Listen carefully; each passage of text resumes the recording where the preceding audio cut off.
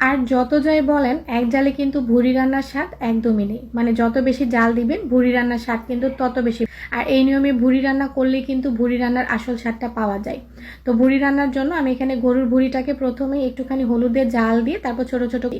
এখন এর মধ্যে দিয়ে দিচ্ছি কিছু গোটা গরম মশলা, 1 টেবিল চামচ করে আদা বাটা, রসুন বাটা, 1 চা চামচ দিয়ে দিলাম জিরা বাটা, 1.5 টেবিল চামচ দিয়ে দিচ্ছি লাল করে হলুদের গুঁড়া, ধনিয়ার গুঁড়া, দিয়ে দিলাম স্বাদ মতো লবণ, 2টা তেজপাতা মাঝখান থেকে কেটে দিয়েছি, আর সাথে 1 মুঠ পরিমাণে পেঁয়াজ কুচি।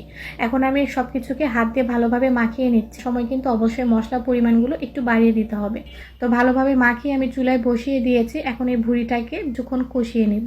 তো এই পর্যায়ে কিছু কাঁচামরিচ আর শুকনো মরিচ মাঝখান থেকে কেটে দিয়ে দিচ্ছি, এতে করে ফ্লেভারটা বেশ ভালো আসবে। তো আবারও ভালোভাবে কষিয়ে তারপর ভুড়িটা ভালোভাবে কষানো, অল্প করে একটু পানি, তো পানিটা দিয়ে এখন আমি ঢাকনা দিয়ে এটাকে রেখে দিব কিছুক্ষণের জন্য। আর তারপর পানিটা শুকিয়ে আসলে এটাকে একদম তেলটা ছেড়ে আসা পর্যন্ত ভালোভাবে কিন্তু আমি প্রথম জালটা দিয়ে নিয়েছি।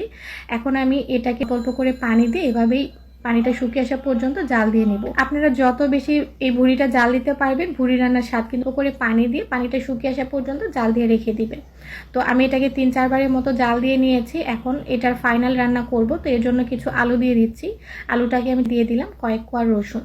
তো যেহেতু আলু দিয়েছি তাই স্বাদ মতো আরও কিছুটা লবণ দিয়ে এখন ভালোভাবে আবারও কিছুক্ষণ কষিয়ে নিব। তো আলুটা দিয়েও কিন্তু ভালো মতো কষিয়ে নিতে হবে। তারপর আলুটা সেদ্ধ হওয়ার জন্য আমি এখানে পানি দিয়ে দিয়েছি।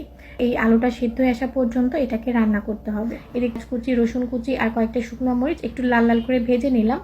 যখন আলুটা সেদ্ধ হয়ে আসবে তখন এই পেঁয়াজ রসুনটা ভেজে এর মধ্যে দিয়ে দিতে হবে তেল সহকারে। তো এই ভাজা পেঁয়াজটাকে কিন্তু আরও 5 থেকে 7 মিনিটের জন্য রান্না করে নিয়েছি। মানে এখন এই পর্যায়ে দিয়ে দিলাম কিছুটা গরম মশলার গুঁড়া। মশলার গুঁড়াটা দিয়ে আরও কিছুক্ষণ এটাকে ভেজে নিতে হবে একদম মাখা মাখা হয়ে আসা পর্যন্ত। তো এভাবে কিছুক্ষণ ভেজে নিলেই কিন্তু তৈরি হয়ে যাবে দারুণ স্বাদের এই ভুড়ি ভুনা।